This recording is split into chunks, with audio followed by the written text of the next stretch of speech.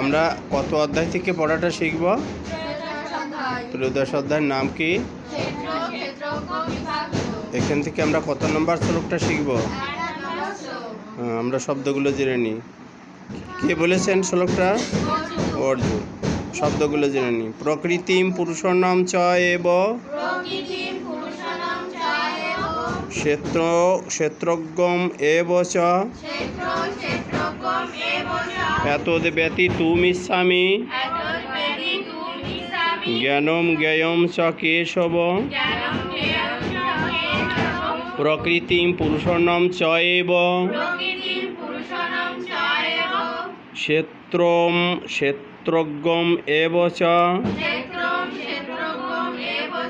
এতদ্ ব্যতীতুমিচ্ছামি জ্ঞানম জ্ঞেয়ং চ কেশব। আমরা এবার অনুষ্টাপ ছন্দে পাঠটা করব। প্রকৃতিম পুরুষাণাম চ এব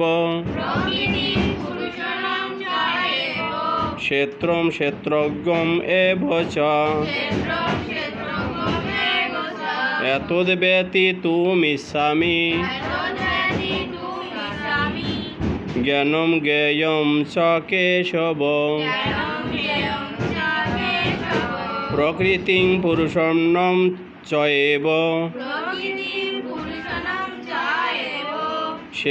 ক্ষেত্রজ্ঞম এব চ এতদ্ ব্যতীতুমিচ্ছামি জ্ঞানম জ্ঞেয়ং চ কেশব। অর্জুন বললেন, হে কেশব, আমি প্রকৃতি, পুরুষ, ক্ষেত্রজ্ঞ, জ্ঞান এবং জ্ঞেয় এই সমস্ত তত্ত্ব জানতে চাচ্ছি।